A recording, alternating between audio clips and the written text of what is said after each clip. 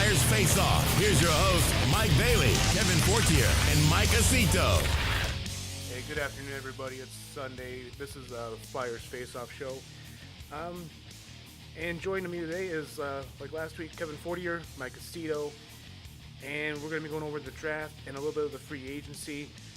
We're going to do some grades on the draft as well, go over each pick a little bit, and try to show you some highlights and some of the players in free agency. But we'll go ahead and get started. Hey guys, how you guys doing? Hey, welcome back, sports fans, to the second showing of Flyers Face Off. We're real happy to see everybody out there again. It's great to be with you guys. Thanks for having me again. This is a lot of fun each week.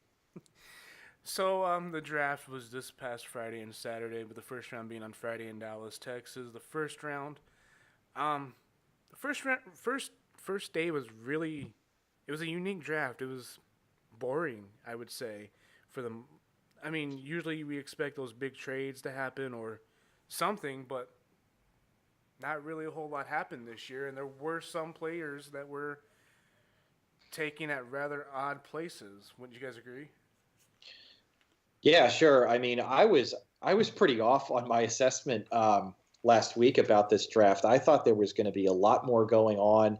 I sensed that there was going to be a lot of repositioning with various teams, current NHL players dealt, just a lot of movement going on, and we didn't really see a whole lot of that.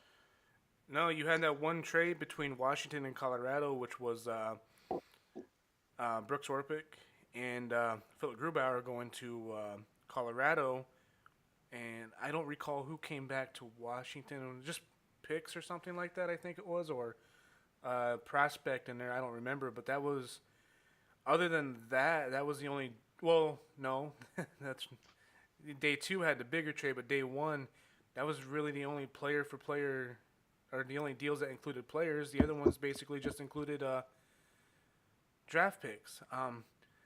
So we're not going to speak a whole much about the whole draft with every other team, but we're mostly just focused on the Flyers.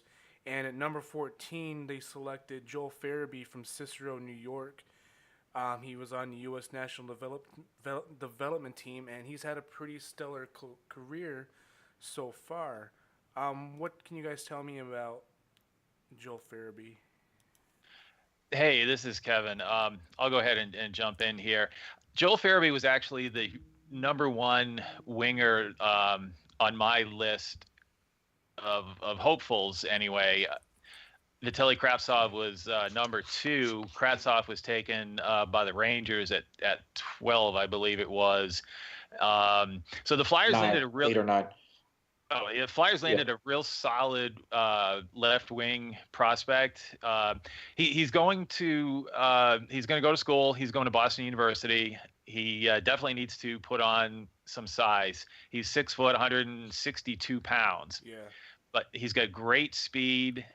He's a great playmaker, play driver. He's a really good passer. He's actually got a good shot as well, and he's solid two-way. He's responsible all 200 feet of the ice. It's a really given the fact that I was really hoping that they were going to be able to move up and get a right-hand D. Given that did not happen, I could not be much happier at the number 14 with Farabee in the mix. Yeah, I was.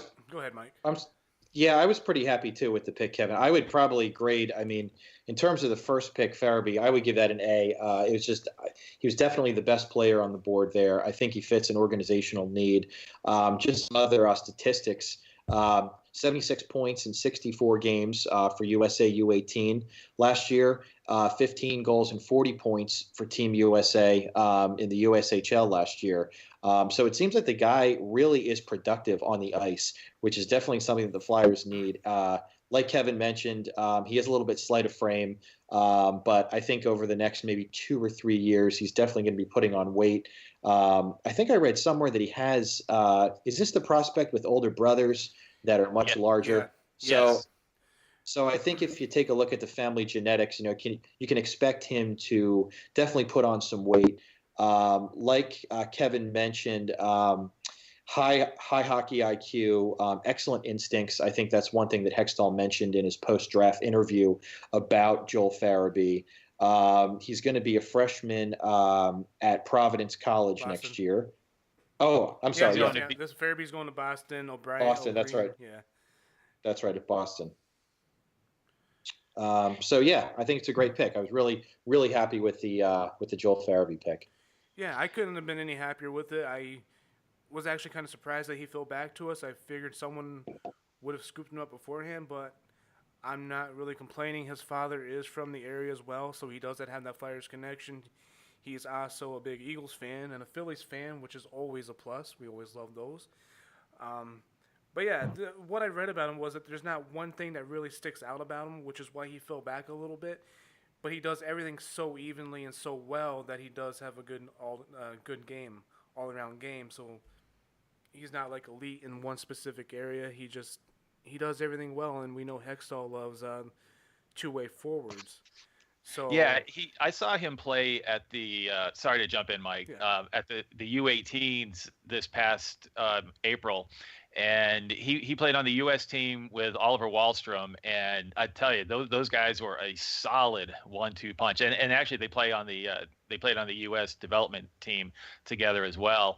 Farabee had 4 goals and 4 assists in 7 games at the U18, and he didn't take a shift off. He looked.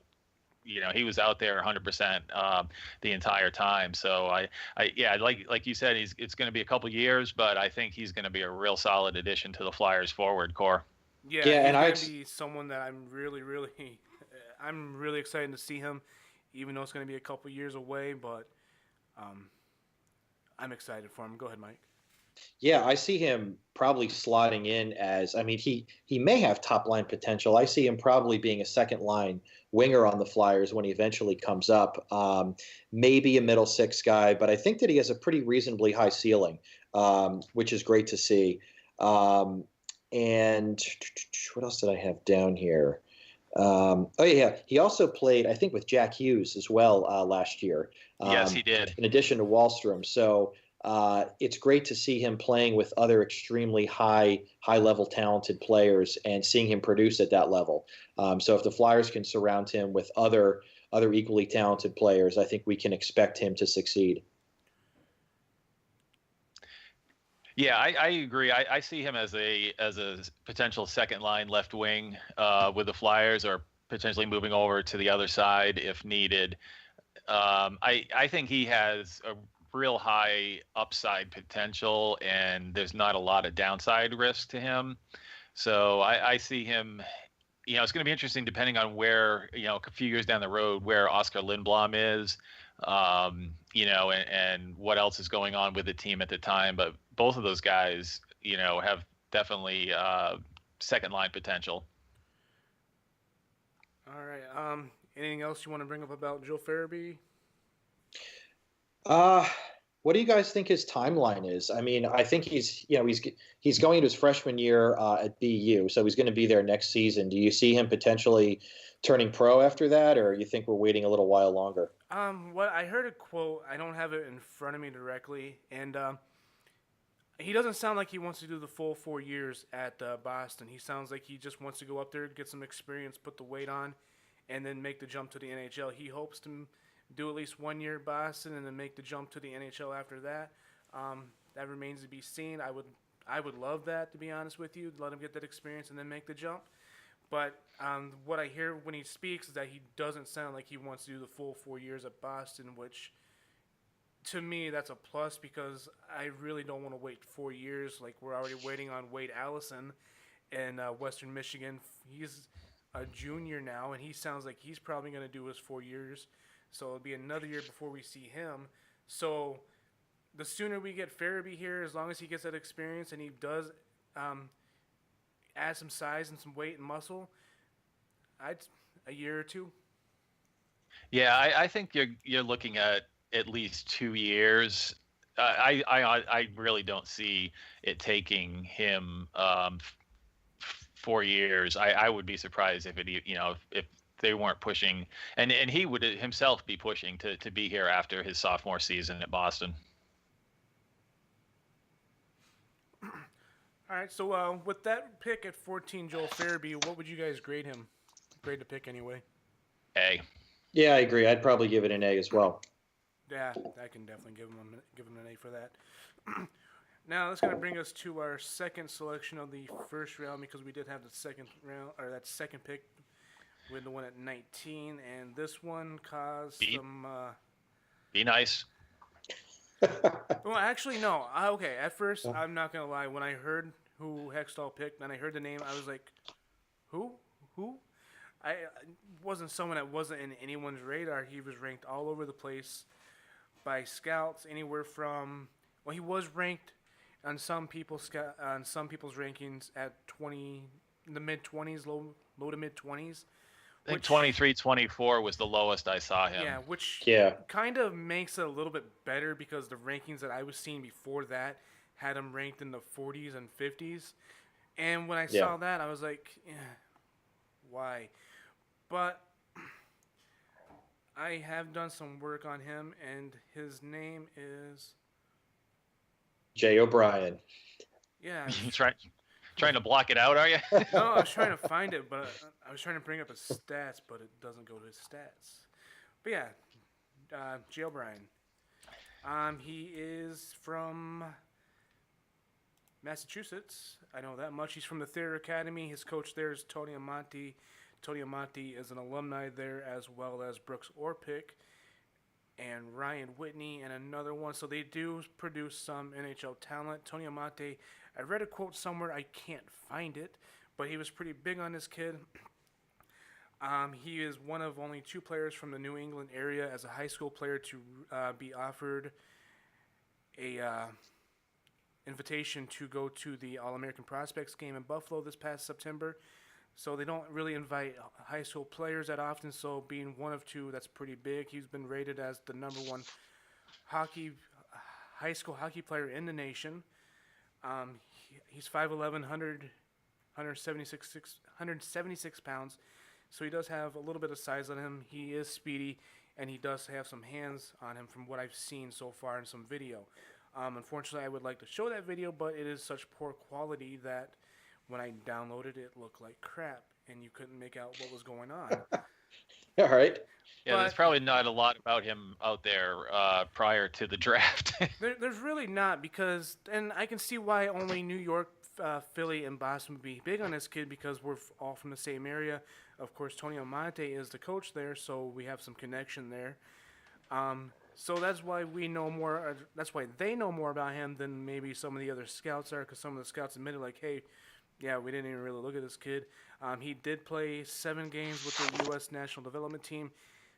He didn't really score much, but from what the scouts said is that he was noticeable on the ice and not in a bad way. He didn't look out of place playing against the more experienced, older competition as a high school player, so it sounds like it might not be that bad of a reach as what I thought. It is going to take a few more years for him, but he is committed to Providence College, which he'll be going to next year. And we'll see what they can do with him there. What do you guys think so far? Yeah, I mean, one of the things I've seen a lot of is people bringing up the fact that Casey Middlestat was also a high school player in his draft year, although he actually split the season. He played about 25 games with his high school team, and he played about 25 games with the USHL team, and he also played at the U18s that the year before his draft, and he played really well. He was I think he had a little over a point per game, but anyway, yeah, I mean the people, once the initial shock wore off, there was, people were pulling up some information. Like you said, he was the number 1 rated high school hockey player, as was Middlestat. His rankings, I've got here, he was 24th for hockeyprospect.com, 40th by Future Considerations, 46 ISS, and 48 for McKean's Hockey. So I think he's definitely going to be a project. The biggest downfall obviously is the quality of the competition, whereas pretty much all the other kids were playing in either the Canadian Junior League or were playing overseas in the European leagues. So the quality of competition for those guys was definitely higher than what he has seen. But we'll see what he can do. He'll like you said, go to school starting in the fall. He will probably get a decent look at being invited to the U.S. team. If he can make it to the WJC, the World Juniors this coming winter. That would be a huge step for him, and see how he fares against the bigger competition. He'll have part of a season at Providence under his belt. He had some really strong numbers. Again, it was high school, but he scored 80 points in 30 games, 43 goals, 37 assists. He, like you said, he played 7 games with the U.S. development team. He had a goal and an assist in that time. So I think this pick, we're looking at least 3 years time frame to get, before he, legitimately looks at joining the Flyers. So we'll just have to see what happens. He definitely has some skills. He apparently is a I don't want to say a conditioning freak, but he's very intense, and he's very strong. He's got great cardio. So that's certainly going to help his game, as he hits up against the heavier competition. Yeah, and he is pretty quick, and the things he can do with that high speed, the shooting, deking, opening up the ice so he can make some room for scoring chances, that's going to be something that the Flyers need in that bottom 6, which is really where he's projected to be as a mid-6, bottom 6 forward. So that's something the Flyers definitely need some help out down there right now. Even in the future, they're going to need the help. Yeah, I mean, I was actually able to watch some of his highlights over the past 24 hours or so, and it's very limited. I wasn't up at Thayer watching his home games or anything, but one thing that struck me about O'Brien is that he has excellent lateral skating ability with the puck. I saw some instances where he had the puck on his stick and he was able to go east to west extremely well, and in a great way to avoid the defender coming on and make a play after that. He also has incredible pace, it seemed like. His acceleration was excellent. So that's another positive from this pick. One other little factoid about him is that he apparently won the John Carlton Memorial Trophy, given by the Boston Bruins to the high school senior who combines hockey skills with academic excellence. So that was a nice prop that he got last year as well, which probably raised his profile.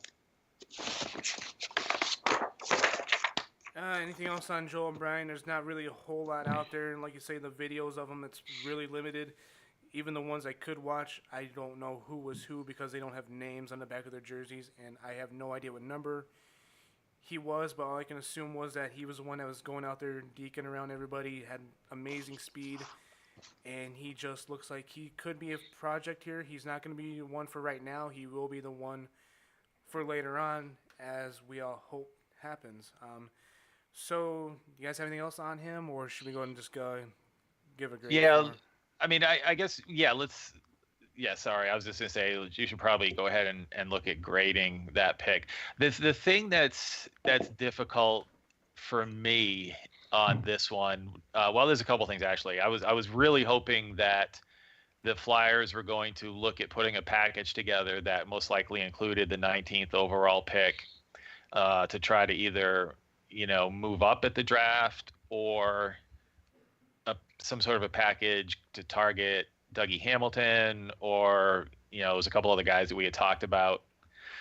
So, and with him being a longer term project, the Flyers are getting close. And the one thing that has been one of my biggest frustrations has been the lack of near term or, even in season upgrades for the Flyers. So with the first round pick, I was really not looking for somebody that we're looking at on a 3 to 4 year track, but he obviously is a talented kid. Let's see what he can do when he goes up against guys that were playing in the Canadian League, and what he does with a little bit of time, and if he can make it to the World Junior competition. And, we'll go from there. I will, given all of the factors right now, I would give the pick a B. Yeah, I'm similar on that, Kevin. I really thought that Hextall was floating that 19th pick as kind of a centerpiece of a potential trade for, perhaps Hamilton, perhaps O'Reilly, or some other current NHL player that can help the team. But, I listened to his post-draft interview, and he kind of addressed this area and said that he expected something would have happened, and at least that was somewhat comforting to me. I, as well as many others, were pretty disappointed that there was no movement on day one, because I really think that they could have used something. And I think he tried, but we'll never know exactly what was offered, who was offered, or what. But, to me, I think that 19th pick was definitely something that was being thrown around. Yeah. Yeah, I'm with you guys. I'm going to go ahead and give him a B. I know at first I was pretty upset over it. But, yeah, I can give him a B for hopefully it'll turn out to an A later on in about 4 years when we actually see the kid. Yeah. Well, I didn't give my grade yet. I'm not going with a B. I'll probably give it a C. I couldn't go with a B. I think the kid definitely has some upside, and I'm very hopeful about it, and I certainly do trust Hextall and his scouts. But I just think there were some other players on the board at that time, at least to me, that I thought were probably more reliable picks, like Keandre Miller, who we talked about last week. I thought would have been a great pick at that spot. Instead, the Rangers picked him up. I also liked Dominic Bach a lot. I was just going to say him. Yep. Yeah, St. Louis ended up trading up and picking him at 25. I also liked a winger from Finland, Jesse Jalonen, as well. He went a little bit later.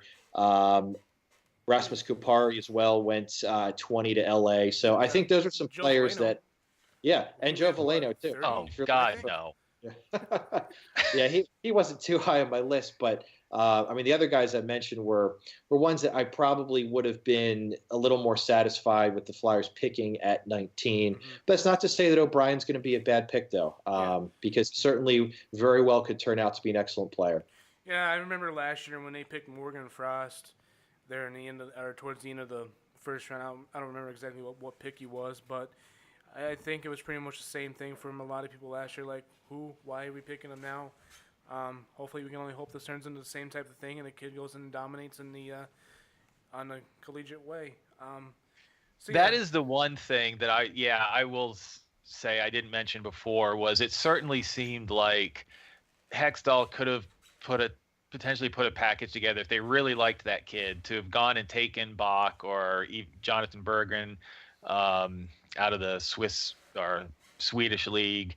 That there were definitely a few other players, and then he could have looked at try to move up to take him in the low to mid 30s if they were really that high on the kid. But yeah.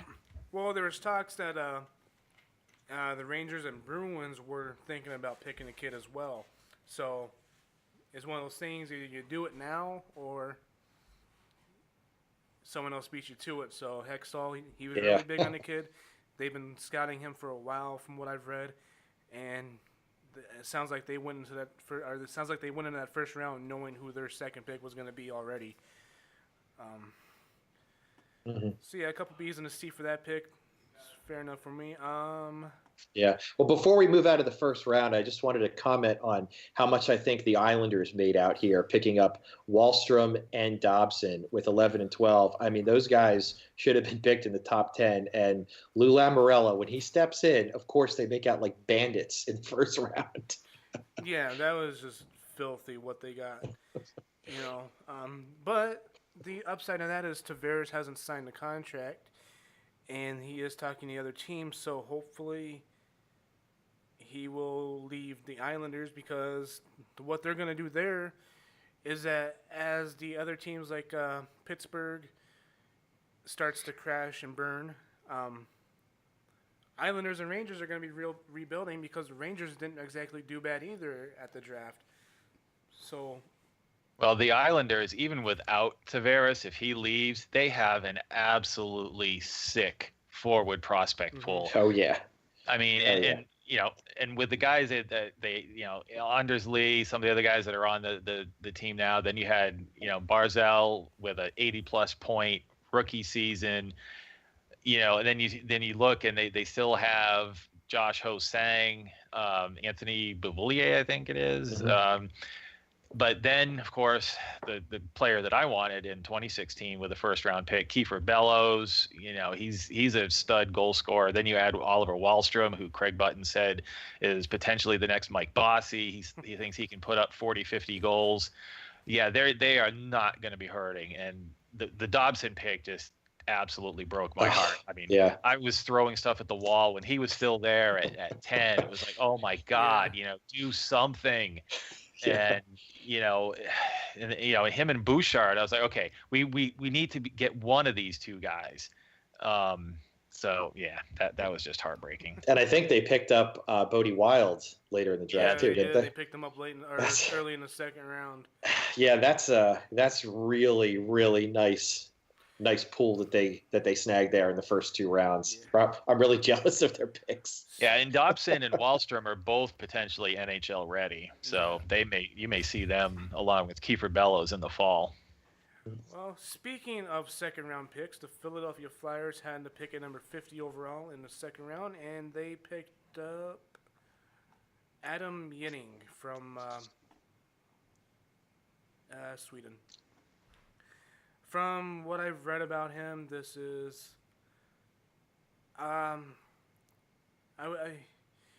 read he's a defensive defenseman, but he's a turnstile out there. He compares his game to Adam Larson, which means maybe we can trade him for McDavid in about 5 years, as really seems like Larson out there. He doesn't have much for offensive numbers. I mean, he does have some, but they're not anything special. He is more of a defensive defenseman. I couldn't find nothing on him at all. Yeah, I found this pick to be a little perplexing. He kind of reminded me of a Robert Haig 2.0 almost. I did see him ranked as high as 21 in the THP ranking guide, and comparable was Jake Muzzin in this one. He's 6'4", 206 pounds. An upside of a number 3 two-way defenseman, and also a floor of perhaps a number 3 two-way defenseman. But it was an underwhelming pick. I think that he has the size, and he may have the general skill to keep up in the NHL, but I'm not so sold on this pick. Me either. I mean, we saw Robert Hagg, he is a defensive defenseman, but to my surprise, he has a hell of a shot on him. He seems like he's almost more like a sniper sometimes when he's out there sniping some of these wrist shots. Adam Yenning, like I said, I couldn't really find nothing on him, so I don't know. But with what we have already in the defense core right now, I'm not really going to see much. I don't really expect much of a future in the Flyers and the NHL level anyway with him.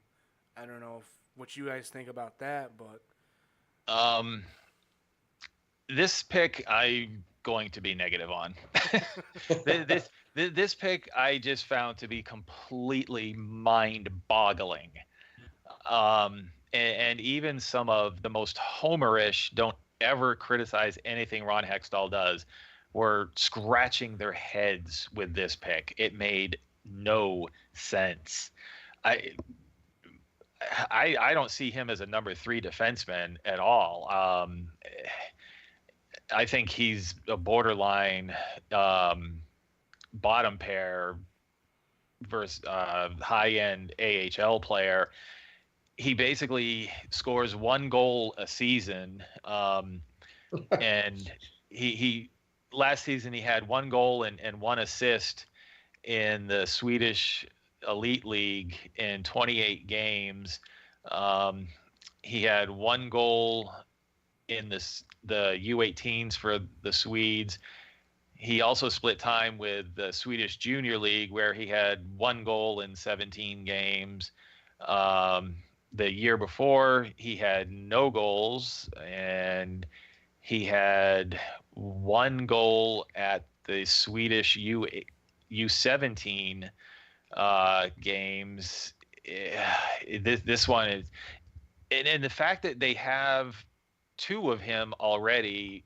I mean, he's 2 inches taller than Robert Haig, and he weighs less than Robert Haig does. He's Robert Haig without any offensive skill. He's a stay-at-home defenseman. He's left-handed. He's left-handed. Oh my God! That was the thing that Hexy was saying over and over and over again. They need a right-handed defenseman, and what do? They pick a left-handed pylon. I mean, he's and again they got Sam Moran who was bigger than him and a left-handed shot, who also has better offensive abilities. And yes, they needed a right-hand defenseman. They picked at 50, and they take this kid who I haven't seen anybody say anything remotely good about. And Callan Addison was, of course, taken by Pittsburgh, who actually does things to help their team in the near term or remote or somewhat near term, and picks things that they need, not things that they already have several of. He's smaller, 5'10", $180, but he can skate like the wind. He can pass, he can shoot. He's a solid 2-way defenseman. And he threw up 65 points in the WHL last season, doubling his output from the prior year in the WHL or roughly doubling it, of 33 points. So, and he's right-handed. So if you need a right-handed defenseman, and Hexy's been talking about improving the transition game, getting the puck up ice, having the defenseman join in on the rush, things like that, and contribute. So why, for the love of God, do you take this kid and leave Addison on the board? I have nothing positive to say about this pick. Yeah, and Akil Thomas was also left there as well. I know that when people have been describing this pick, they've mentioned Akil Thomas is like, why do you not take him there? I mean, if you're looking for best player available, I would think Thomas as a forward is way better as compared to Yinning as a defenseman. I mean, I don't think it's even close there. So I think they had this guy in mind, or maybe one of their international scouts, was waving his hands and saying, pick my guy. But yeah, this is definitely a head scratcher. Yeah, Benoit Olivier Gruel was there, another forward who was pretty highly thought of in this range. But if you need, every time somebody asks Hextall, what are you looking for? Right-hand defenseman. So when you take your first defenseman in the draft, what do? You take a lefty. Yeah, I have nothing else to say about this pick. I just don't think he's never going to be in the Flyers. He maybe is a 7th defenseman one day, or maybe a call up for an injury. But other than that, I don't see much of a future here with this kid. I don't know. I don't know. So yeah. D. F. D. I'm just gonna give him a D because I don't know. Maybe this kid just has some kind of miracle and does stuff. I'm not gonna. If I give him an F, that means I've given up on him. So I'm not gonna do that. So I'll give him a D. I'll give him a chance. I will. I'll give up on him.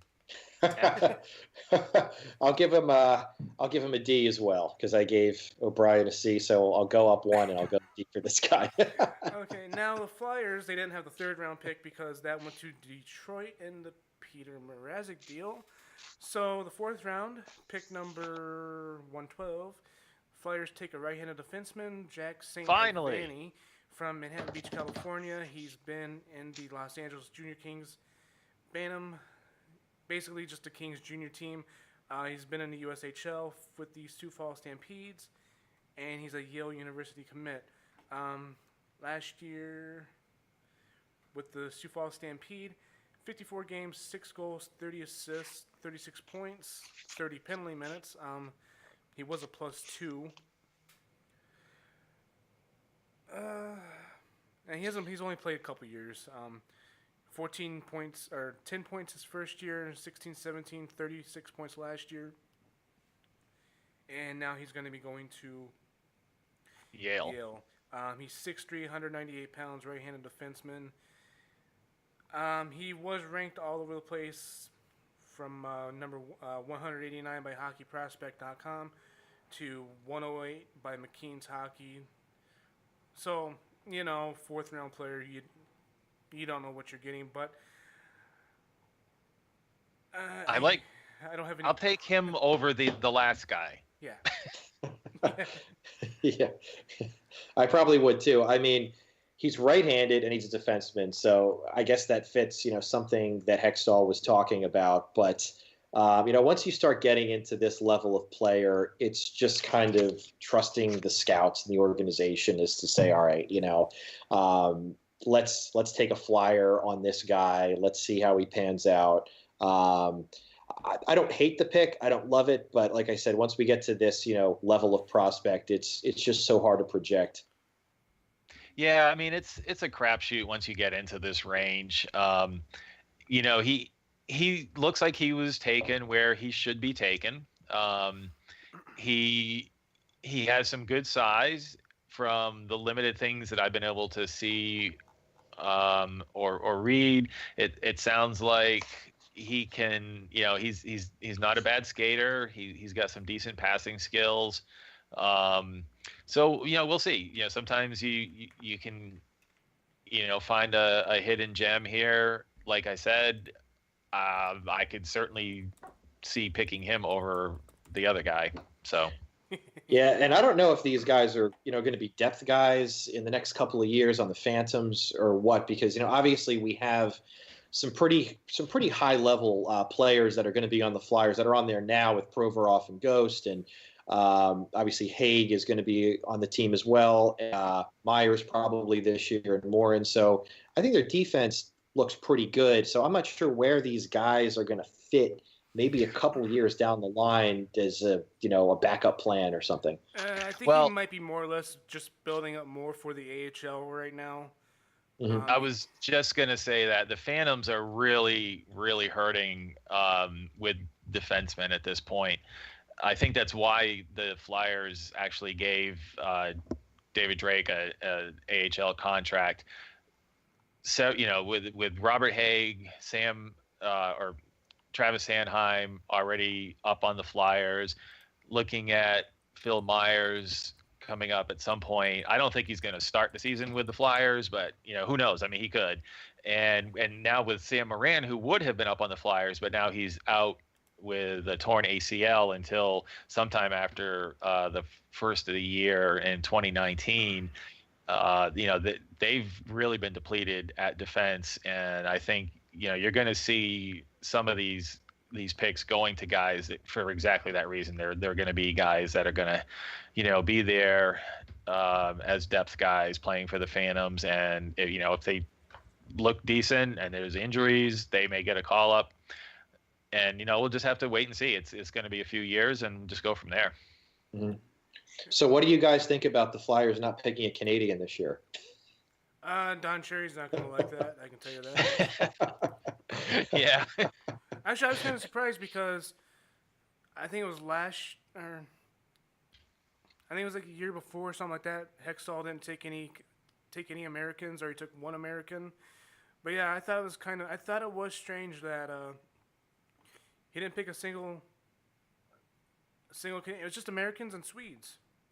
Yeah, I mean, you're getting players from across the globe these days that that are capable NHL players. So I guess, you're increasing your pool.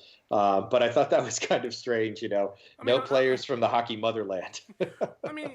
Americans, they really stepped it up this year. There was a lot of Americans that went in that first round this year, and that still continued on over and over. But and it's the Swedes too. They've really stepped their game up in producing prospects. But yeah, I saw that a few times. People were wondering why he didn't take any Canadians. So for the St. Ivany pick, you guys want to go ahead and grade that? I'd probably give it a B. I mean, I know, like Kevin said, they didn't seem to go incredibly off board at that point. He seemed to be picked where a lot of people said he was going to be picked. And, I trust the Flyer scouts at that point to make the right selection, I guess. Yeah, I'd give it a B or a B minus. I mean, it was the right pick for that spot. I don't know, the odds aren't going to be, that great that he's going to, end up on the Flyers roster. But, if they pick him and he ends up having a solid career with the Phantoms, that's fine. It is, what it is at that point. Yeah, I'm definitely good with a B on that pick. That'll bring us now to round 5, which we picked Everett Silvertips, Carter Hart's former teammate Wyatt Wiley at pick number 127. Now, he was, of course, later rounds are ranked all over the place. He was ranked 211 by Future Considerations, 103 by ISS Hockey, 139 by McKean's, and we got him at 127. So, he is another right-handed defenseman. So, we got 2 right-handed defensemen in this draft. So, but more or less, he's just going to be for AHL depth. A lot of people were kind of big on him. I cannot, for the love of me, find the site that had all the quotes on him. I don't know we're going to find very much about the rest of these guys. I don't know. It's what? It's almost 10 of. I don't know if we want to just kind of move, wrap up on the draft stuff. Oh, wow. I didn't even realize we'd already gone that long in the draft. Yeah, we've already got a couple more picks. The Flyers made 8 total picks in the draft this year. And, I agree with Kevin. There's not a whole lot we're going to be able to say on these. I mean, I haven't seen them play. I've taken some notes on them, but, there's probably not a whole lot there at this point, at least. Yeah. Why don't we grade the overall Flyers draft picks? Yeah, let's go ahead and do that. Sure. I'll give it a B. I'm really impressed with the Farabee pick. I have hopes for O'Brien. I have no hope for Yinny. And the other guys are basically just AHL depth, which is what you expect at that point when taking a defenseman with the defensive core that we have. So, yeah, I mean, I would have liked to seen more, a trade maybe, but it sounds like the trade market for Simmons wasn't really there, even though they're saying last year he had a down season, which I guess for Simmons that is a down season, but he still had a productive season, even though he was falling apart. So for the picks that we got, yeah, I'm happy with giving a solid B on that. I would probably go a little bit lower. Not that I hate the picks that Hextall and company made, but I think that it was a really underwhelming draft. They made 8 selections. I don't know if they need to add 8 more players to their system right now. It would have been nice to see them possibly package a couple of the later round picks to jump up and maybe grab a guy, in the 60s or 70s in that range that they liked, maybe even higher. And, instead of coming in with 8 players, come away with 5, something like that. But target ones that you think are difference makers. And I don't really see how a lot of these picks are going to make much of a difference aside from perhaps some of the depth areas that we talked about earlier. Yeah, that was one of the things that I was hoping we were going to see happen, that, maybe because you saw a lot of teams move up and, package picks together to move up in the second round. I thought the Flyers could have looked at doing that so that they didn't have a gap from between 19 and 50. I also would have liked to have seen, and I said this yesterday as well, given the fact that they didn't have a pick in the third round, why not try to package, some of these other picks to move up, and instead of having 2 picks in the 6th round and, 2 picks in the 7th round, one of which they did end up moving, but, throw in a lesser prospect or whatever and try, move up and get a pick in the 3rd round. The pick for, Farabee was excellent. I think that was great, but I would say as a whole, I also found the draft as underwhelming, especially given the fact that the Flyers have, a much smaller number of holes remaining in the system for them to, look at being contenders. And there were some specific needs that needed to be addressed, and they just weren't. So I will give it a B-. And I did see that Corey Pronman gave, and he's kind of the god of draft picks. He gave the Flyers a C+ for the draft. Yeah. So I think I'm comfortable with a B-. All right, so we have 9 minutes. Probably we're not going to touch on the free agents today. A lot of it's still hanging on John Tavares and John Carlson. A lot of people are waiting to see what they're going to do now that Kovalchuk is completely off the books in Los Angeles. Good luck with that one for the next 3 years. We'll probably have to do another episode. We'll determine the time and date for that. That way we can definitely give you more information on the free agents, as more video and stuff like that, because doing it in 9 minutes, 8 minutes isn't going to work. So sure. I mean, we could get into kind of some of our predictions or, what we'd like to see happen over the next week here. I think that might be something we can, at least briefly touch on. Yeah. So one thing I did notice that Calvin DeHaan, free agent from the Islanders, he is talking to 10 different teams right now. And I know that is someone that you guys are big on trying to sign. John Carlson, who I thought was a for sure going to resign with Washington, is also exploring his options as where he might sign and listen to different offers. I think the deal that Washington made, moving Brooks Orpik in particular, pretty much paved the way for the Capitals being able to give Carlson the kind of money that he wants. I think that there's probably a 90% chance that he will end up re-signing with Washington. That kind of killed 2 of the 3 or 4 hopeful trade targets that I had. I mean, because Philip Grubauer was also part of that deal, so there went the other goalie option I was looking at, and like I said, I think that frees up the money to sign Carlson. The big heartbreak for me was Dougie Hamilton not only not coming to the Flyers, but also going to another Metropolitan Division team. So that one hurt. Yeah, I agree with you, Kevin, on the John Carlson issue. I think that with the Orpik trade, it seems like basically a certainty that he's going to re-sign with Washington. Not like the Flyers were going to give him a contract like that anyway, but he'll probably be off the board.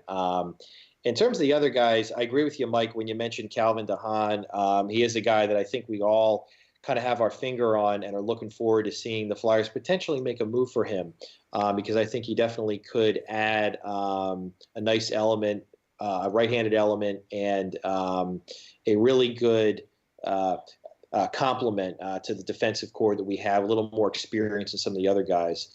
As far as any other free agents, my personal view is I'm not that interested in a lot of other guys. My opinion with the team is I think they need more of a high-impact player, and I don't think they're going to sign one via free agency. I think the only way they're going to get a high-level impact player is via trade. And unfortunately, now that the first round of the draft is over, they don't have one of those first-round picks to use as a centerpiece in a trade. So now that we're past the draft and nothing happens, I think that the chances of them making an impact acquisition go down dramatically. I don't really want to see them get rid of a lot of their top-level prospects, and that's what teams are going to want now that there's no draft picks in play to use as chips. So it'll be interesting to see what happens, and I think they really could use a high-level player. I really liked Ryan O'Reilly. I know a lot of other people were in on him as well, and Buffalo's had some chatter with a lot of teams on him. But he's one of the guys that I'd be pretty excited about if the Flyers could get for a reasonable price. Yeah, Michael Grabner's another one I wouldn't mind getting for a third line forward on a penalty kill. Guy is quick. He's another guy that I looked into a little bit as well. I haven't heard nothing on him yet on what's going on with him, so that remains to be seen. Yeah, if they could sign him short term, not too much money, I would definitely be behind that. Okay, so that's going to be a little look at the free agents that we're going to talk about. We're going to determine a time and release all that stuff later on Twitter. Hey, just to be clear, Calvin DeHaan is actually a lefty, not a righty. Oh, sorry about that. Sorry. Yeah. That's okay. Right, I know with the couple thousand followers we've got out there, I don't want that misconception to get out to the vast audience that follows us. All right, guys. So that's going to do it for us today. Thank you for watching, and you guys have a wonderful day. Thanks, guys. Thanks.